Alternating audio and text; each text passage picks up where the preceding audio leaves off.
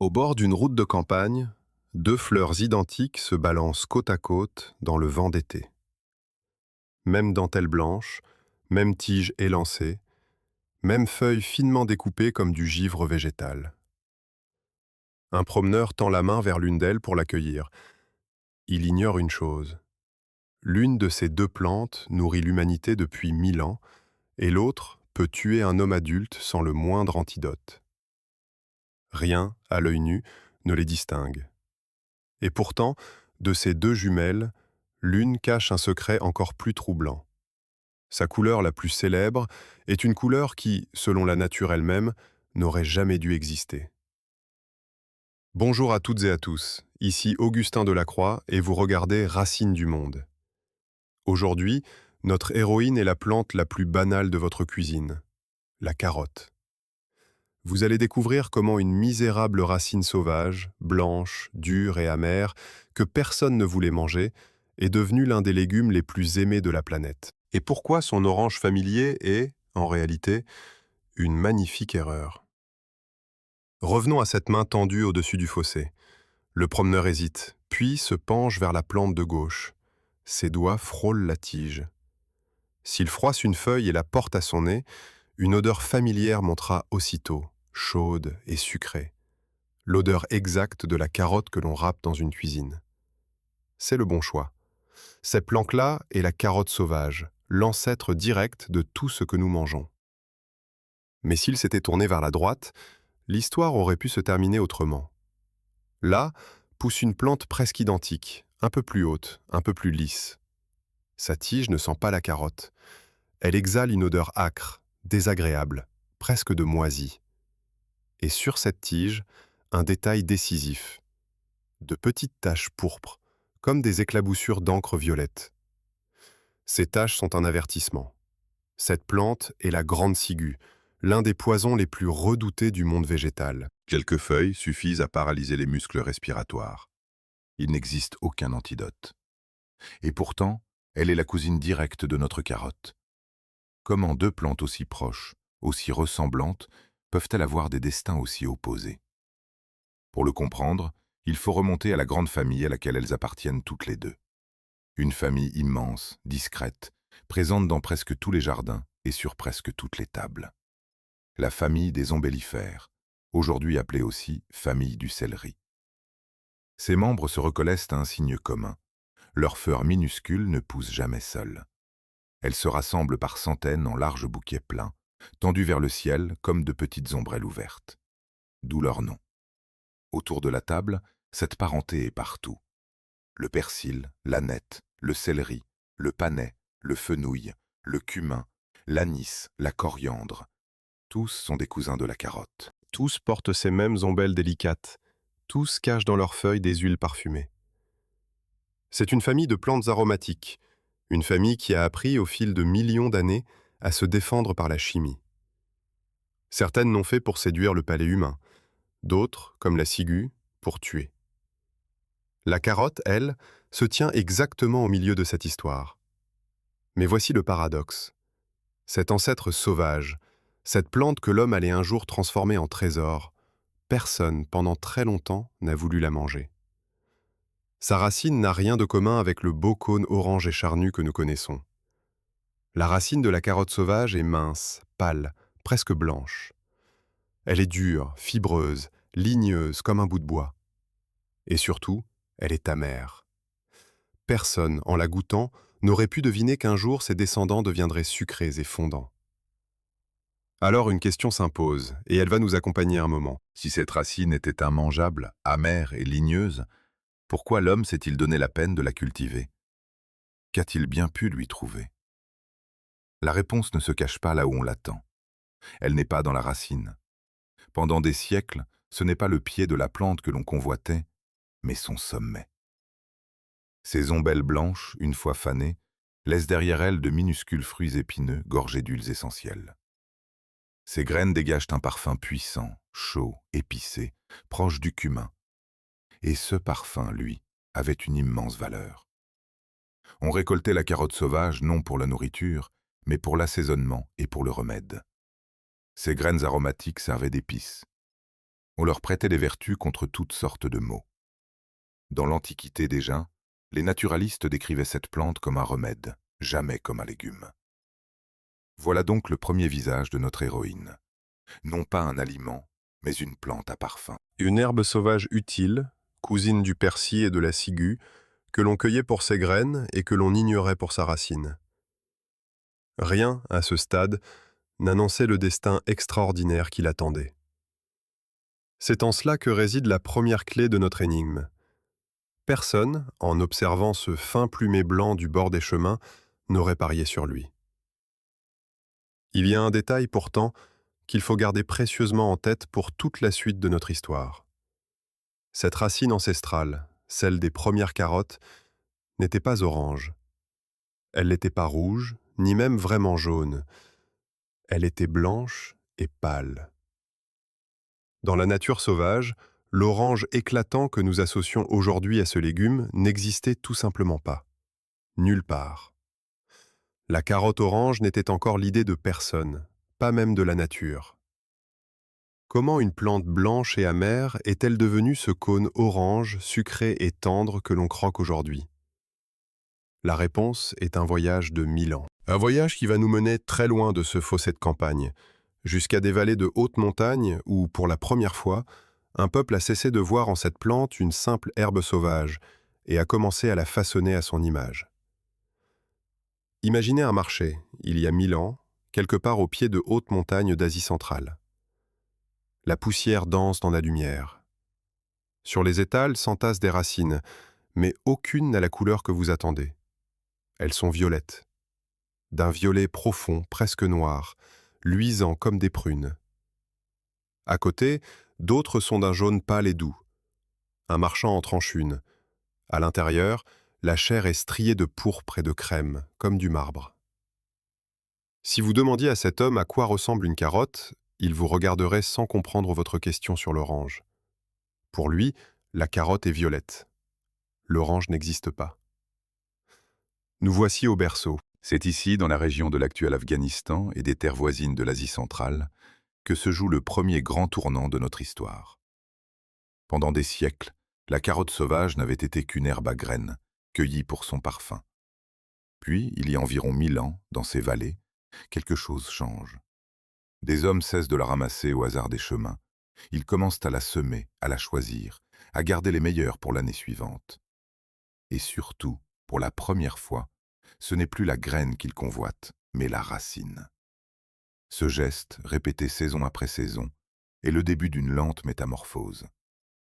En sélectionnant patiemment les racines les moins fibreuses, les moins amères, les plus charnues, ces cultivateurs transforment peu à peu le maigre pivot ligneux de la plante sauvage en un véritable légume. Ils ne le savent pas, mais ils sont en train d'inventer la carotte. Non pas en un jour, non pas en une vie d'homme, mais au fil de générations entières, par une accumulation de choix minuscules dont chacun, séparément, semblait insignifiant. Et les premières carottes ainsi domestiquées, celles qui sortent enfin de terre comme un aliment digne de ce nom, sont violettes et jaunes. Le violet leur vient d'une famille de pigments que l'on retrouve dans le chou rouge, dans la myrtille, dans le pruneau. Ce sont les mêmes substances colorantes qui teintent tant de fruits et de fleurs d'un pourpre intense. Le jaune, lui, annonce déjà timidement une autre histoire, celle des pigments qui, bien plus tard, donneront naissance à l'orange. Mais pour l'instant, dans ces montagnes, l'orange n'est encore l'idée de personne. Gardons cela solidement en mémoire, car c'est un fil qui traverse tout notre récit. La première carotte cultivée, la vraie, celle que l'on mangeait enfin avec plaisir, n'était pas orange. Elle était violette. La couleur que le monde entier associe aujourd'hui à ce légume, au point de la croire naturelle et évidente, était alors totalement absente. Cela pose une énigme que nous ne quitterons plus. Où est passée cette couleur d'origine? Et d'où a bien pu surgir l'orange qui l'a effacée? De ce berceau montagnard, la carotte va partir à la conquête du monde. Et son voyage suit deux grandes routes, comme deux fleuves qui s'écartent d'une même source. Vers l'ouest, elle gagne d'abord la Perse, puis le monde arabe, avant d'atteindre les rivages de la Méditerranée et, peu à peu, le cœur de l'Europe. Vers l'est, Elle emprunte les routes des caravanes et parvient jusqu'en Inde, en Chine et finalement au Japon. Partout où elle arrive, elle s'adapte, se transforme, prend des formes et des nuances nouvelles selon les sols, les climats et les goûts des peuples qui l'accueillent. Ce périple n'a rien d'une promenade rapide. Il s'étale sur des siècles. La carotte voyage lentement, de jardin en jardin, de marchand en marchand, de région en région. Chaque étape ajoute une variante à la grande famille. Ici, on préfère les racines longues, là, les courtes et trapues. Ici, on garde le violet, là, on favorise le jaune, plus doux au palais. La plante devient un miroir des cultures qu'elle traverse. Un même être, décliné en 1000 visages selon la main qui la cultive. Mais cette belle carotte violette, si prisée au départ, cache un défaut qui va peser lourd dans son destin. Un défaut que l'on ne découvre qu'en cuisine. Car lorsqu'on fait cuire une racine violette, son pigment ne reste pas sagement en place. Il se dissout, il migre, il déteint. Et il ne colore pas le plat d'un joli pourpre appétissant. Il le teinte d'un brun trouble, terne, peu engageant. Un bouillon prend une couleur boueuse, un ragoût vire au gris sale. Ce qui était magnifique dans le jardin devenait décevant dans l'assiette. Ce détail peut sembler mineur. Il ne l'est pas. Dans l'histoire des plantes cultivées, le goût des hommes est une force aussi puissante que le climat ou le sol. Une plante qui déplaît à l'œil, même délicieuse, part avec un handicap. Et la carotte violette, si belle sur pied, souffrait de ce handicap chaque fois qu'elle passait à la casserole. Peu à peu, sans plan concerté, sans décision unique, les cultivateurs des différentes régions ont commencé à préférer d'autres formes, celles qui ne salissaient pas les plats, celles dont la couleur tenait bon à la cuisson. Nous touchons ici un point essentiel. Rien dans cette histoire n'a été décidé d'avance. Personne n'a dessiné à l'avance le légume orange que nous connaissons. La carotte a été façonnée par une multitude de petits gestes, de préférences quotidiennes, d'essais et de rejets répétés sur des générations. Elle est le fruit d'une longue conversation silencieuse entre une plante et une espèce, l'homme, qui l'a remodelée à son usage sans jamais en voir le résultat final de son vivant. Et voilà que notre histoire, partie des montagnes d'Asie, glisse peu à peu vers l'ouest, vers un petit pays de polders et de canaux, où des jardiniers particulièrement habiles vont bientôt entrer en scène. Car si la carotte violette portait en elle un défaut, une autre teinte, discrète, presque oubliée, portait en elle une promesse. Ce jaune pâle des étals d'Asie centrale n'avait pas dit son dernier mot. Il attendait, tapi dans la chair des racines, qu'une main patiente le pousse un jour vers une couleur que le monde n'avait encore jamais vue sortir de terre.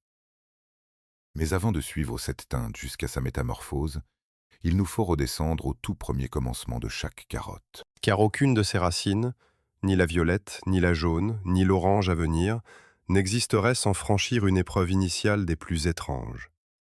Une épreuve où la graine minuscule semble, contre toute logique, lutter de toutes ses forces pour retarder sa propre naissance.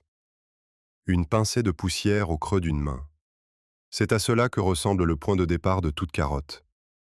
Prenez un seul gramme de ces graines et vous en tiendrez entre 800 et 1000.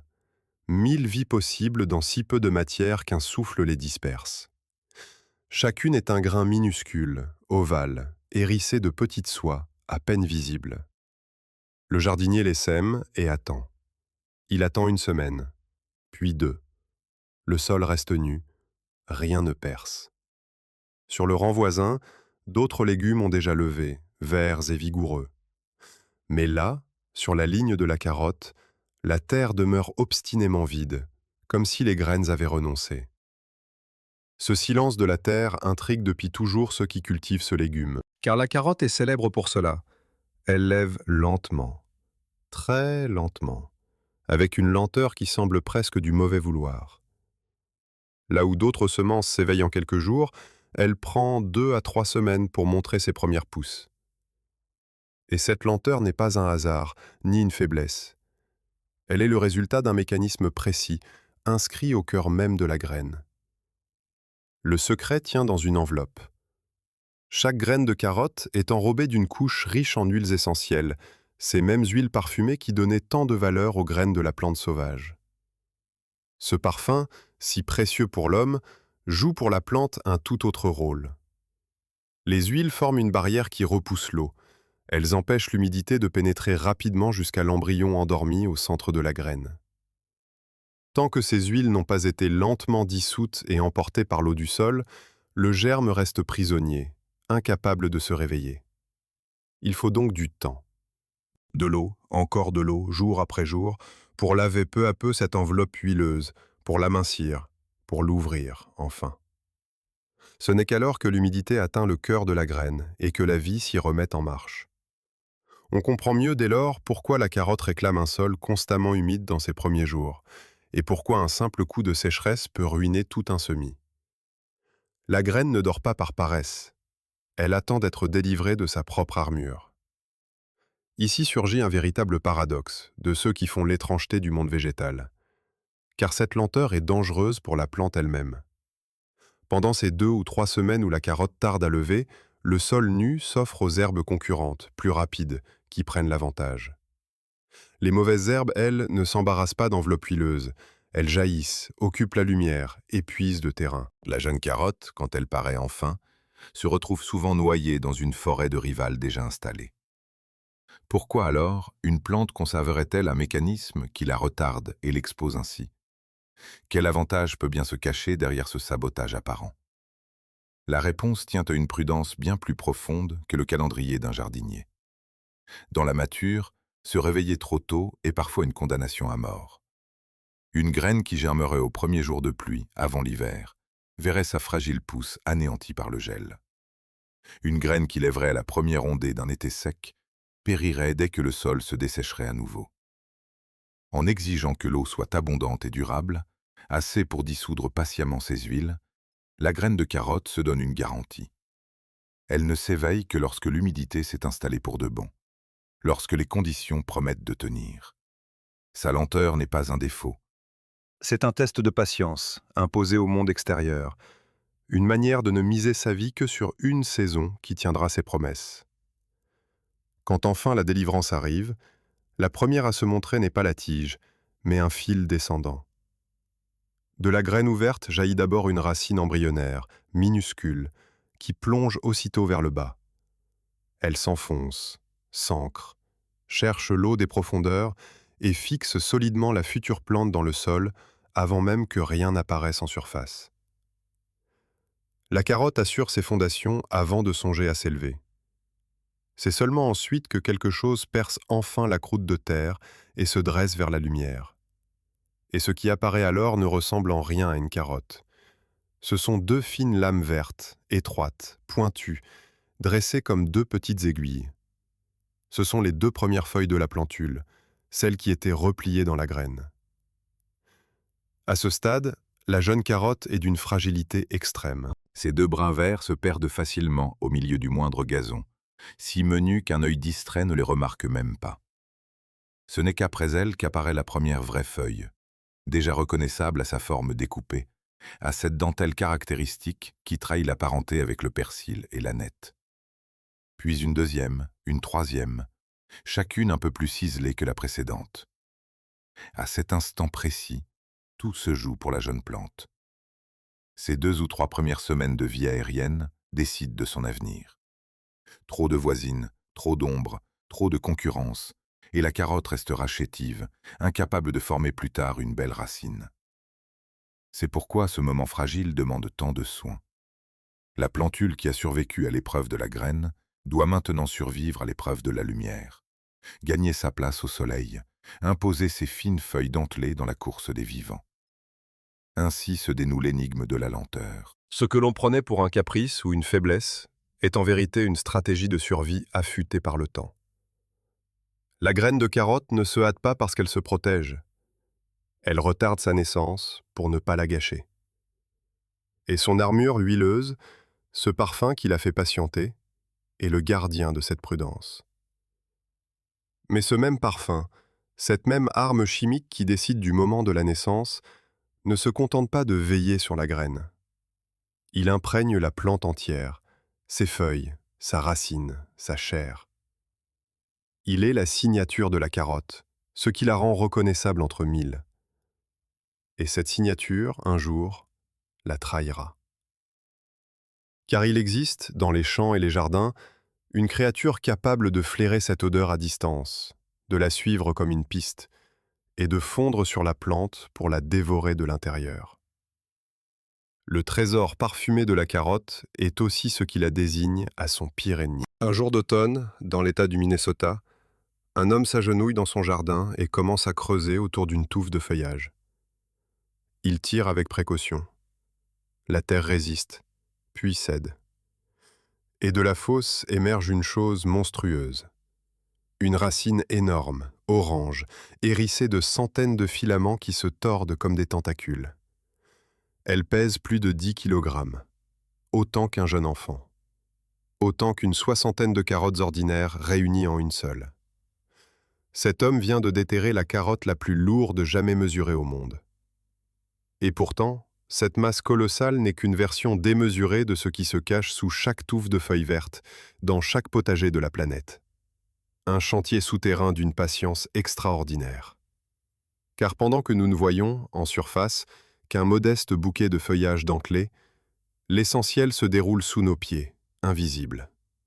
Là, dans le noir de la terre, la carotte construit lentement son œuvre. Et pour comprendre cette construction, il faut revenir à ce qui s'est passé après les premières feuilles. Pendant plusieurs semaines, la jeune plante n'a qu'une seule obsession, dresser le plus de feuillage possible.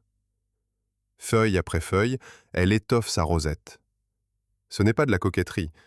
Chaque feuille est une usine à lumière. Dans ces tissus verts, la plante capte l'énergie du soleil et la transforme en sucre. Plus la rosette est ample et saine, plus l'usine tourne, plus les sucres affluent. Or, ces sucres, la plante ne les consomme pas entièrement. Elle en met de côté.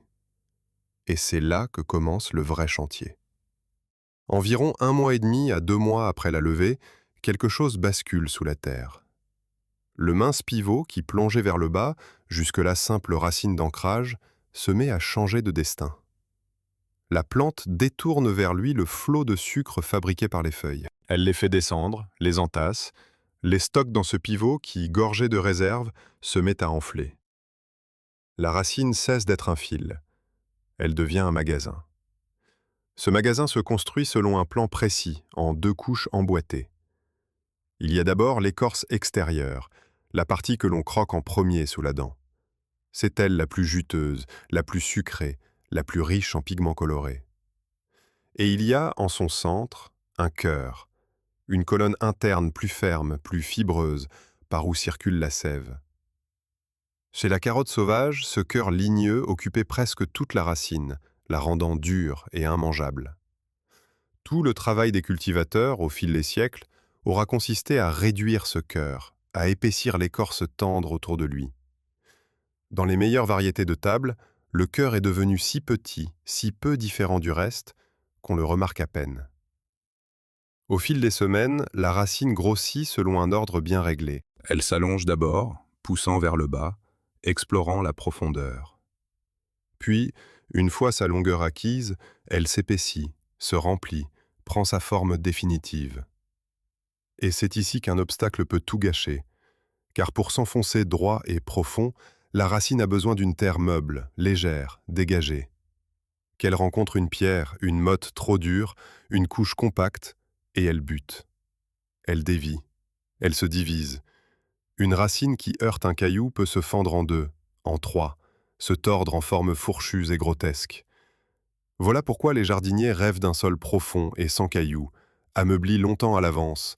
Ils préparent le terrain d'un chantier qui ne tolère aucun obstacle sur sa descente. Et cette racine gonflée d'eau et de sucre a une autre fragilité, plus sournoise. Elle dépend d'un équilibre délicat de l'humidité. Que la terre s'assèche longuement, puis reçoive soudain une pluie abondante, et un drame silencieux se produit. Les tissus intérieurs, brusquement gorgés d'eau, se remettent à croître plus vite que la peau qui les enveloppe. La chair pousse, la peau ne suit pas. Et la racine se fend, se craquelle, éclate de l'intérieur. Une simple irrégularité dans l'arrosage suffit à briser des semaines de patient travail souterrain. La carotte, sous ses airs robustes, construit un ouvrage d'une étonnante sensibilité. C'est aussi dans ce magasin souterrain que se joue une part de notre énigme. Car dans cette écorce qui s'épaissit, La plante n'entasse pas seulement des sucres. Elle y dépose aussi des pigments, ces substances colorées qui donnent à la racine sa teinte. Chez les variétés oranges, ce sont les caroténoïdes qui s'y accumulent, et notamment ce fameux pigment orange qui fait toute la réputation du légume. Mais retenons un détail troublant, car il nous rapproche du cœur du mystère. Cette accumulation-là, cet entassement massif de pigments orange dans une racine enfouie dans le noir, à l'abri de toute lumière, n'a rien d'ordinaire dans le monde végétal. C'est une quantité anormale, presque excessive, un débordement qui, chez une plante normale, ne devrait pas se produire à cet endroit, ni à ce point. Nous y reviendrons, car là se cache la clé de tout. Reste une question qui dépasse la simple mécanique de la croissance. Pourquoi la carotte se donne-t-elle tant de mal? Pourquoi consacrer toute une saison, toute son énergie, à remplir une réserve souterraine qu'elle ne compte pas utiliser cette année-là? Un tel effort n'a de sens que s'il prépare quelque chose. Une plante n'accumule pas un trésor pareil pour le simple plaisir de grossir. Elle le fait dans un but. Et ce but, elle ne le révélera pas de sitôt. Car ce magasin gorgé de sucre n'est pas destiné à nous, malgré ce que nous en faisons. Il n'est pas non plus destiné à nourrir la croissance de l'année en cours. Il est mis de côté, scellé, préservé pour un unique moment à venir. Un moment qui n'arrivera pas avant la saison suivante, après une longue épreuve de froid et d'obscurité. Un moment où la carotte, d'un seul élan, brûlera d'un coup tout ce qu'elle a si patiemment amassé, dans un sursaut désespéré qui lui coûtera la vie même. Le printemps revient. Dans un coin de jardin, une racine que l'on a conservée tout l'hiver a été remise en terre. Pendant quelques jours, rien ne bouge. Puis, du sommet de la racine, une pousse jaillit. Mais ce n'est pas une nouvelle touffe de feuilles paisibles qui s'élève. C'est une hampe. Une tige puissante, dressée, qui monte, se ramifie, s'élance vers le ciel à une vitesse déconcertante. En quelques semaines, elle atteint un demi-mètre, puis 1 mètre, parfois 1,5 mètres. La modeste plante de potager s'est métamorphosée en une haute silhouette ramifiée, couronnée de bouquets de fleurs blanches. Et pendant que ce candélabre végétal s'épanouit, sous la terre, la belle racine orange se vide, se ratatine, devient dure, filandreuse, creuse. La plante est en train de se dévorer elle-même. Nous assistons ici au second acte de la vie de la carotte, et c'est le plus dramatique. Car cette plante ne vit pas une seule saison, mais deux, selon un scénario en 2 temps que les botanistes appellent le cycle bisannuel. La première année, comme nous l'avons vu, elle ne pense qu'à amasser. Elle construit son magasin souterrain, engrange ses sucres et s'arrête là. Elle ne fleurit pas, elle ne se reproduit pas, elle attend. Puis vient l'hiver, avec son froid et son obscurité. Et ce froid n'est pas seulement une épreuve à subir, il est un signal. Il informe la plante que la saison rigoureuse est bien passée, qu'il est temps, enfin, de tout risquer. Alors la seconde année, la carotte joue sa vie entière sur un seul coup. Toute cette énergie patiemment accumulée dans sa racine, tous ces sucres mis de côté, elle les brûle d'un coup pour ériger sa tige florale. C'est un investissement total, sans réserve, sans retour en arrière possible. La racine se sacrifie pour nourrir la hampe. Elle se transforme en carburant. Voilà pourquoi elle devient immangeable dès que la plante monte en graines. Sa chair sucrée a été aspirée vers le haut, convertie en tiges, en rameaux, en fleurs. Le magasin est pillé par son propre propriétaire, jusqu'au dernier grain de sucre. On comprend maintenant à quoi servait ce trésor souterrain dont le but nous échappait. Il n'était pas une fin, mais un moyen. Une provision constituée dans un seul dessein. Financer, l'année suivante, l'unique grande floraison de la plante. La carotte de la première année est une fourmi qui amasse. La carotte de la seconde année est cette même fourmi qui dépense tout, d'un seul geste, pour une ultime chance de laisser une descendance. Et cette chance ne se représentera pas. Car une fois la hampe dressée, une fois les fleurs ouvertes et les graines formées, la plante meurt. Elle ne repart pas pour une 3e saison. Elle ne connaît pas de seconde floraison. Elle a tout donné en une fois, et cet effort l'épuise jusqu'à la mort. C'est une stratégie du tout ou rien, un pari radical. Concentrer toute une existence dans un unique jaillissement reproductif, puis s'effacer. La plante meurt d'avoir fleuri. Ce choix peut sembler cruel, mais il obéit à une logique implacable. Il ne faut voir ici ni volonté, ni sacrifice conscient, ni courage. La carotte ne décide rien, elle ne sait rien de sa propre mort. Tout cela n'est que chimie et évolution, une mécanique affinée sur d'innombrables générations. Les plantes qui, par le passé, concentraient ainsi leur force sur une floraison massive, laissaient plus de descendants que celles qui se dispersaient. Et ce sont leurs graines qui ont peuplé le monde. Ce que nous prenons pour un drame héroïque n'est que le résultat aveugle d'un long tri, où la stratégie la plus efficace a survécu, portée par ceux qui l'appliquaient sans le savoir. Il arrive pourtant que ce mécanisme se dérègle, et le résultat est riche d'enseignements. Parfois, une carotte fleurit dès sa première année, sans attendre la seconde.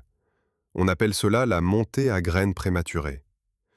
La cause en est souvent un froid subi trop tôt, par exemple lorsqu'une plante encore jeune essuie une vague de gel qui la trompe et lui fait croire que l'hiver salvateur est déjà derrière elle. Prise à ce piège, elle déclenche sa floraison au mauvais moment. Le résultat est désastreux pour le jardinier.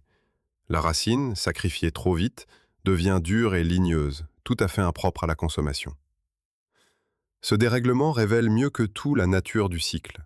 Il montre à quel point le froid est le déclencheur qui commande le grand pari, et à quel point ce pari, mal déclenché, ruine la plante. Ce moment de bascule éclaire aussi une part de notre longue énigme. Souvenons-nous que la première année, la carotte n'a qu'un but, remplir sa racine. C'est pour cela qu'elle y entasse tant de sucre et avec eux tant de pigments. Cette accumulation démesurée que nous avons remarquée sous la terre prouve ici sa raison d'être. La racine est un coffre-fort constitué pour l'avenir. Et c'est parce que ce coffre doit être aussi plein que possible que les hommes, en la cultivant, ont pu la pousser à des extrêmes, jusqu'à ces teneurs en pigments que la nature seule n'aurait jamais atteintes. Le mystère de la couleur est lié à ce coffre, à cette manie d'accumuler. Mais un pari, si audacieux soit-il, ne rapporte rien s'il est joué seul.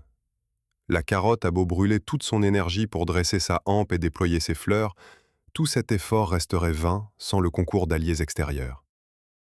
Ces fleurs blanches, si nombreuses, si généreusement offertes, ne sont pas là pour la beauté du geste. Elles lancent un appel. Un appel destiné à faire venir, au sommet de la tige, une foule d'invités ailés sans lesquels aucune graine ne se formerait.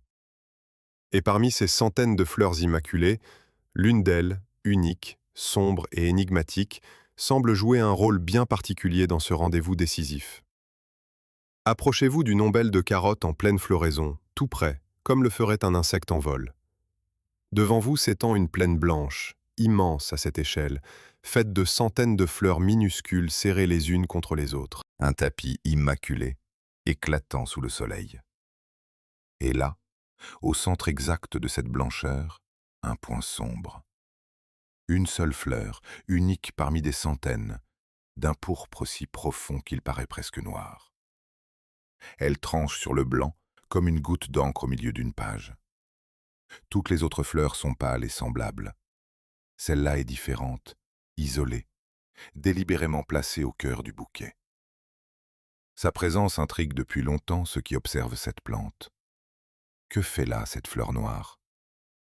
Pour comprendre, il faut d'abord saisir ce qu'est réellement cette large ombelle blanche. Ce que nous prenons pour une seule fleur n'en est pas une. C'est une assemblée.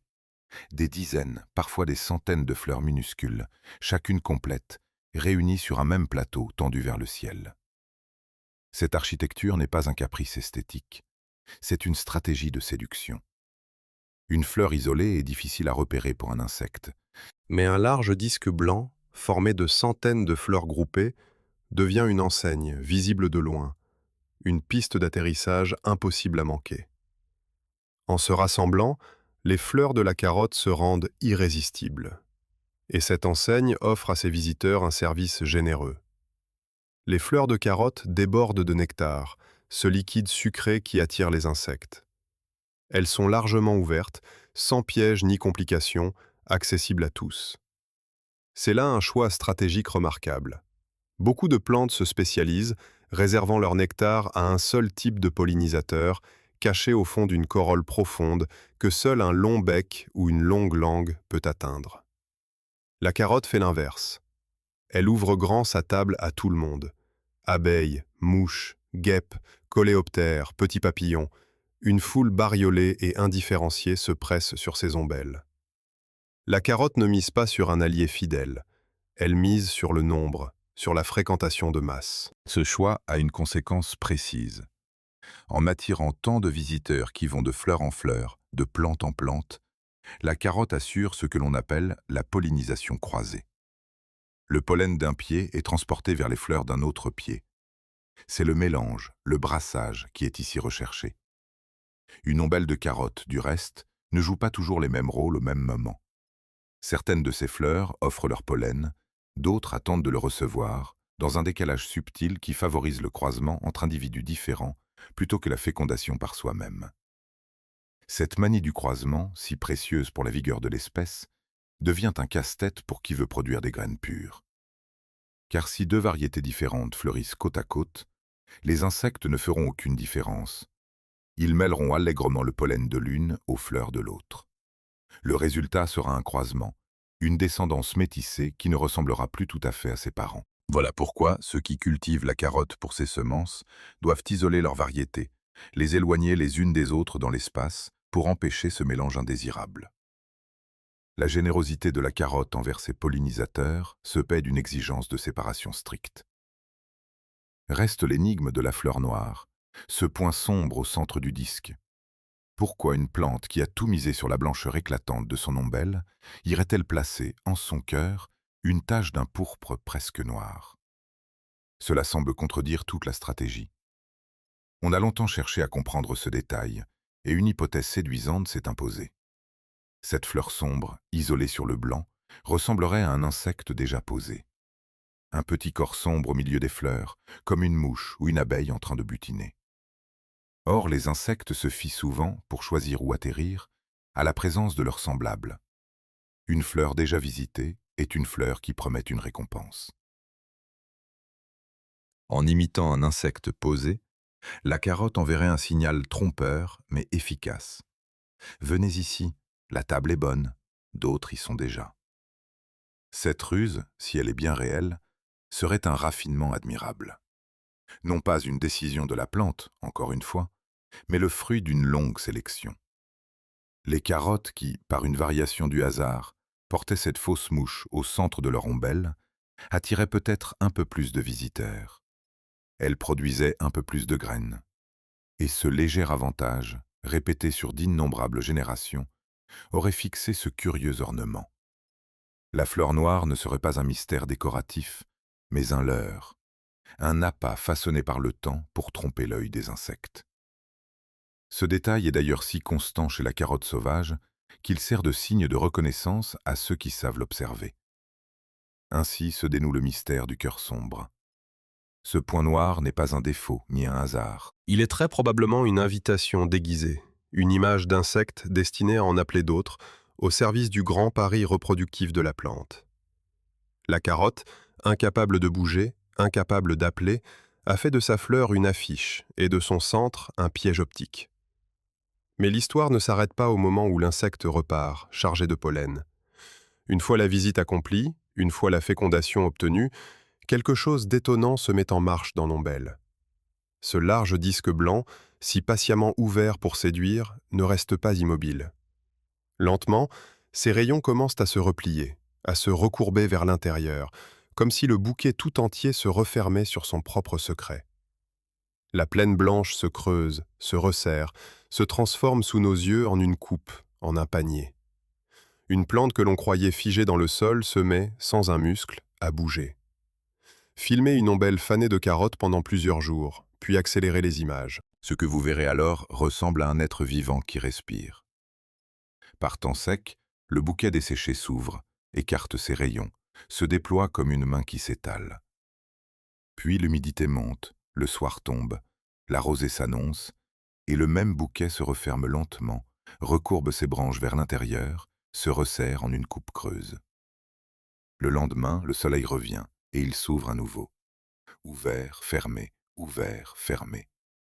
Jour après jour, cette structure morte, privée de sève, de muscles et de nerfs, bouge au rythme de l'air. Elle semble inspirer et expirer. Comment une plante immobile, une fleur déjà sèche, peut-elle accomplir un tel mouvement? Ce spectacle porte un nom dans le langage populaire. Quand l'ombelle de la carotte se referme ainsi sur elle-même après la floraison, elle forme une coupe concave, une sorte de panier tressé de fines branches recourbées. Et ce panier a tellement frappé les observateurs qu'on a surnommé la plante d'après lui, le nid d'oiseau. Il suffit de regarder cette structure creuse et arrondie pour comprendre l'image. On dirait vraiment un petit nid abandonné au sommet de la tige, prêt à accueillir des œufs invisibles. Ce nid n'est pourtant pas un abri, c'est un mécanisme de semaille. Le secret de ce mouvement ne tient à aucune volonté de la plante, ni à la moindre parcelle de vie active. Il tient à la matière elle-même, à la façon dont les tissus végétaux réagissent à l'eau. Les parois des cellules qui composent ces branches sont faites de fibres capables d'absorber ou de perdre l'humidité de l'air. Quand l'air est humide, ces fibres se gonflent d'eau et gonflent avec elles. Quand l'air est sec, elles se contractent, se rétractent, se raccourcissent. Et comme les différentes couches de la branche ne réagissent pas toutes de la même manière, ce jeu de gonflement et de rétraction courbe la structure dans un sens, puis dans l'autre. C'est un mouvement purement mécanique, guidé par l'humidité, que l'on retrouve ailleurs dans la nature, dans les écailles des pommes de pin qui s'ouvrent au soleil et se ferment à la pluie. Ce mouvement, loin d'être un ornement inutile, sert un but précis et redoutablement efficace. Il commande le moment des semailles. Réfléchissons à ce que fait la plante. Par temps humide, elle referme son nid et retient ses graines à l'intérieur. Par temps sec, elle l'ouvre et les libère. Or, ce n'est pas un hasard. Une graine relâchée par temps sec a plus de chances de s'envoler loin, portée par le vent, plutôt que de tomber lourdement au pied de sa mère dans une terre détrempée. La carotte, sans le savoir, sans rien décider, choisit ainsi les meilleurs instants pour disperser sa descendance. Elle attend le vent sec et l'air léger pour ouvrir ses portes. Et les graines qu'elle libère sont elles-mêmes des voyageuses accomplies. Minuscules, sèches, légères, elles sont hérissées de petites soies crochues. Ces crochets ont une fonction limpide, s'accrocher. Au pelage d'un animal qui frôle la plante, à la laine d'un mouton, aux vêtements d'un promeneur, la graine ainsi agrippée part en voyage, parfois très loin, avant de se détacher et de retomber sur un sol nouveau. À cela s'ajoute un autre mode de transport, plus spectaculaire encore. Quand la hampe entière se dessèche, elle peut se rompre à la base et rouler au gré du vent, comme ces buissons secs qui traversent les grandes plaines. En roulant, ce squelette végétal sème ses graines tout le long de son parcours, les répandant sur son passage. La puissance de reproduction de cette plante donne le vertige. Un seul pied de carotte sauvage, généreusement ramifié, peut porter de très nombreuses ombelles au fil de la saison et produire au total plusieurs dizaines de milliers de graines. Des dizaines de milliers de départs possibles, lancés depuis un unique individu. On mesure là l'efficacité de la stratégie du grand pari que nous avons vu précédemment. Toute cette énergie brûlée d'un coup pour dresser la hampe florale se convertit in fine en une pluie de semences si abondante qu'il suffit qu'une infime fraction survive pour perpétuer l'espèce. Ainsi se referme l'énigme du nid qui respire. Ce mouvement troublant, cette ombelle qui s'ouvre et se ferme comme si elle vivait encore, n'est ni un miracle, ni une survivance de vie. C'est une machine à semer, actionnée par la seule humidité de l'air, réglée pour libérer les graines au moment le plus favorable à leur voyage. La plante morte continue de travailler à sa descendance, mue par la physique de ses propres tissus. Cet arsenal d'astuces, ce nid mécanique, ces graines crochues, cette production démesurée de semences, explique une réputation que la carotte sauvage traîne dans bien des régions du monde. Là où elle s'installe, elle ne se contente pas de survivre, elle envahit. Elle colonise les bords de route, les prairies, les terrains abandonnés, au point d'être considérée, en certains endroits, comme une mauvaise herbe tenace, difficile à déloger. La plante que nous chérissons dans nos potagers est aussi, sous sa forme sauvage, une conquérante obstinée. Mais cette même famille qui a produit une telle championne de la survie a produit aussi de tout autres champions. Car les astuces chimiques et les stratégies redoutables ne se sont pas arrêtées à la carotte. Chez ses plus proches parents, ces mêmes talents ont pris une direction bien plus sombre.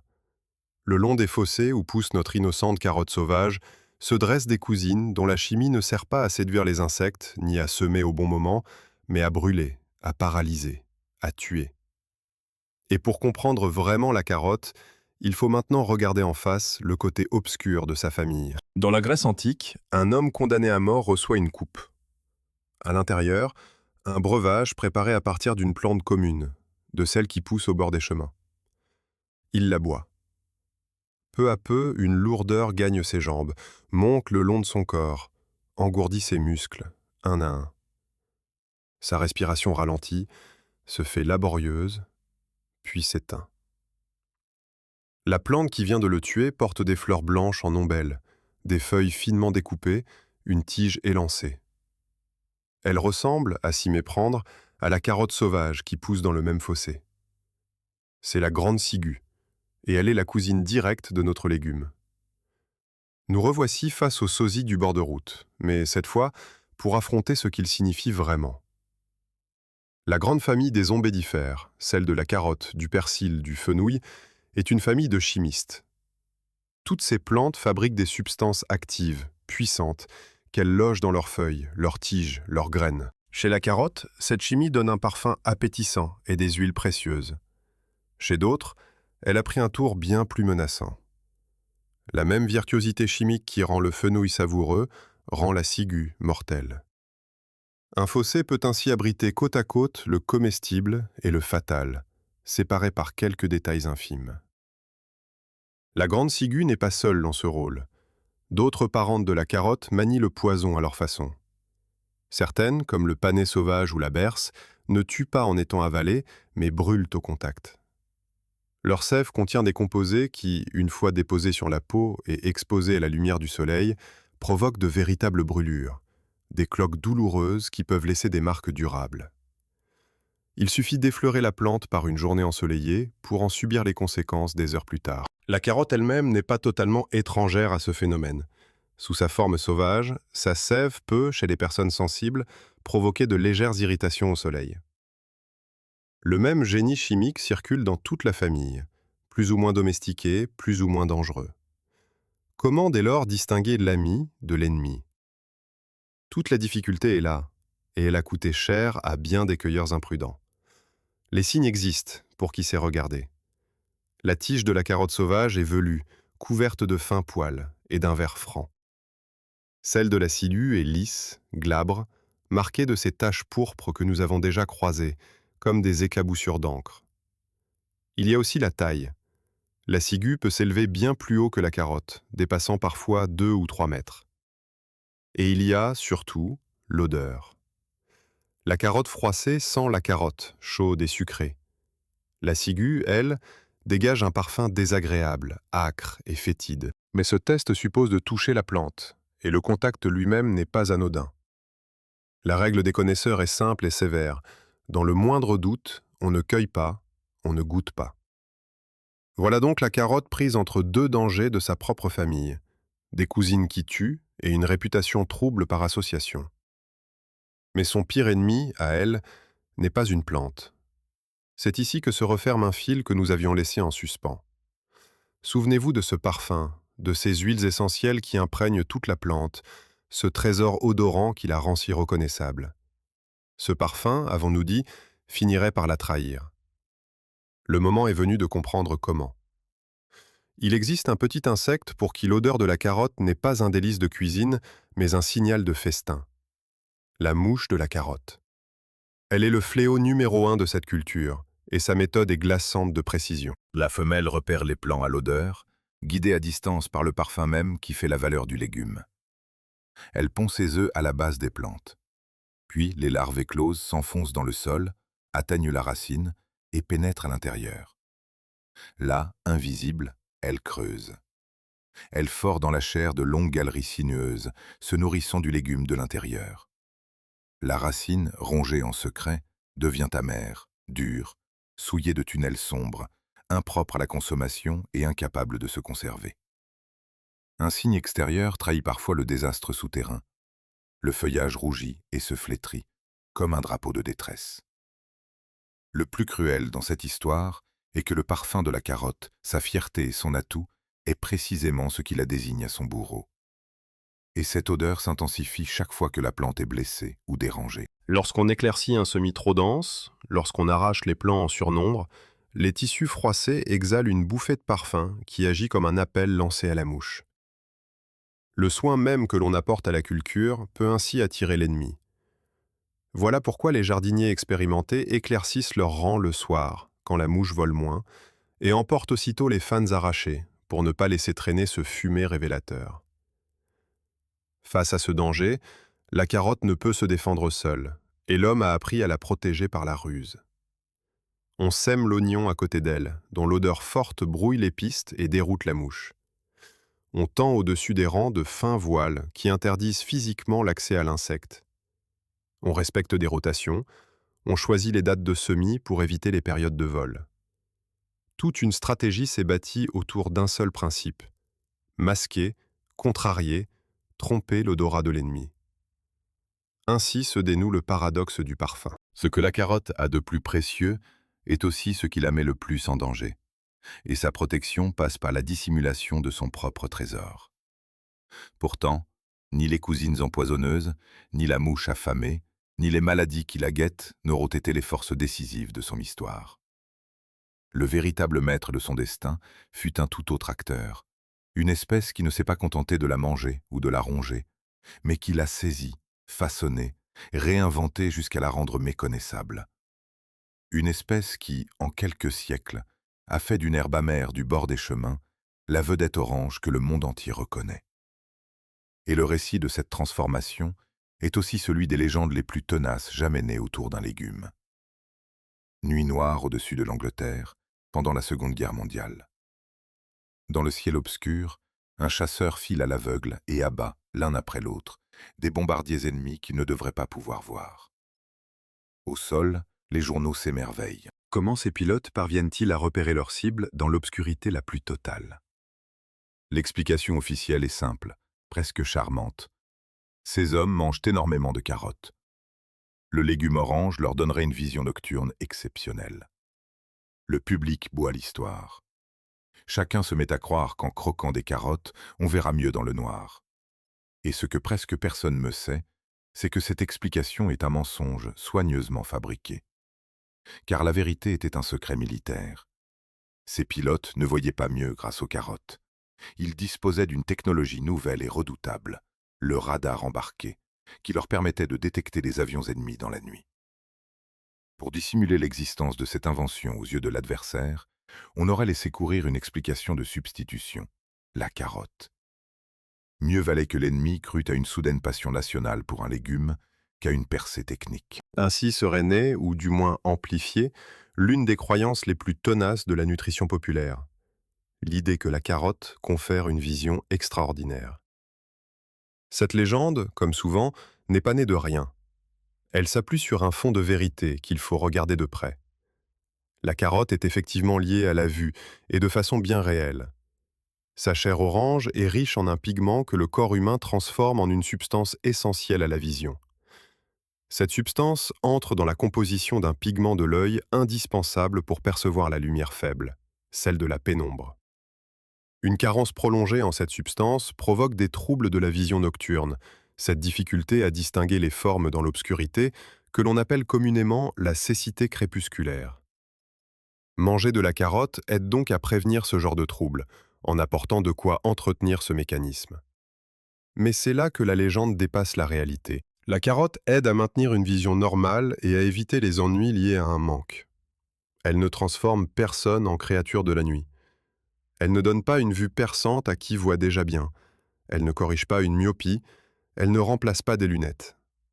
Au-delà d'un certain apport, en manger davantage n'améliore plus rien du tout. Le corps prend ce dont il a besoin et se désintéresse du reste. La vision surhumaine des pilotes n'était qu'un habile récit de guerre, et le mythe qui en a découlé, si vivace qu'on le répète encore aujourd'hui, ne résiste pas à l'examen. La carotte est bonne pour les yeux, mais elle n'est pas une potion magique. Ce n'est pas la seule légende qui enveloppe ce légume, et une autre touche directement à notre grande énigme, celle de la couleur. On raconte souvent que la carotte serait devenue orange pour une raison politique. Le récit veut que des cultivateurs, dans un petit pays du nord de l'Europe, aient délibérément sélectionné des carottes oranges en hommage à leur maison princière, dont l'orange était la couleur emblématique. L'histoire est belle, patriotique, facile à retenir. Elle circule depuis longtemps.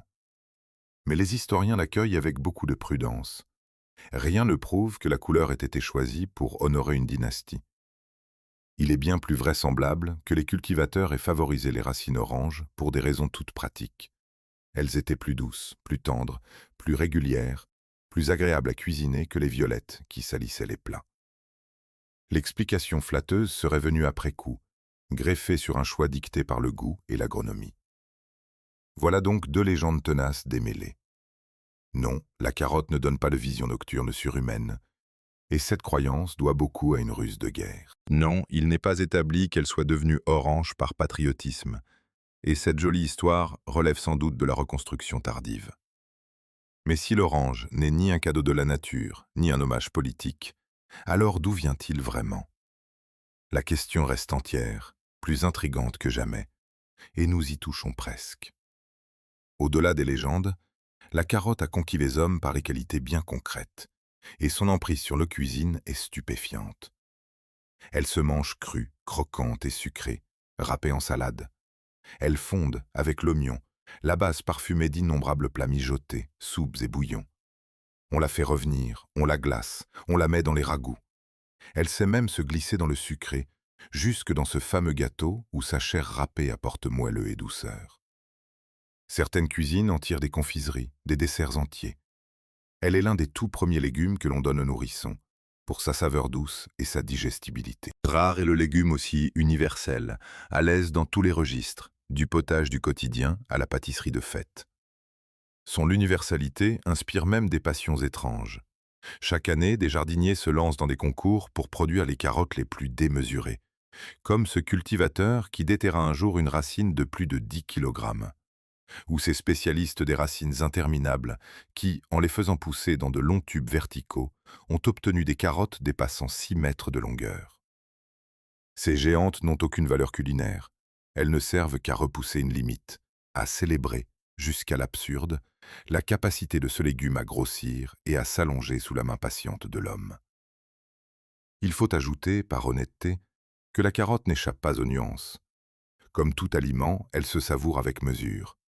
Une consommation vraiment excessive peut colorer légèrement la peau d'une teinte orangée, un phénomène sans gravité qui disparaît de lui-même. Les avis se partagent sur bien des points touchant l'alimentation, et il convient d'aborder ces questions sans dogmatisme, en reconnaissant que la place idéale de chaque aliment se discute.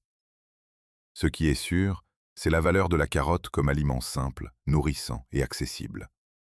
Ces deux légendes, celle de la vue et celle de la couleur princière, nous auront finalement éloignés d'une vérité bien plus étrange que toutes les histoires inventées. Car le véritable secret de l'orange ne se cache ni dans un ciel de guerre, ni dans les armoiries d'une dynastie.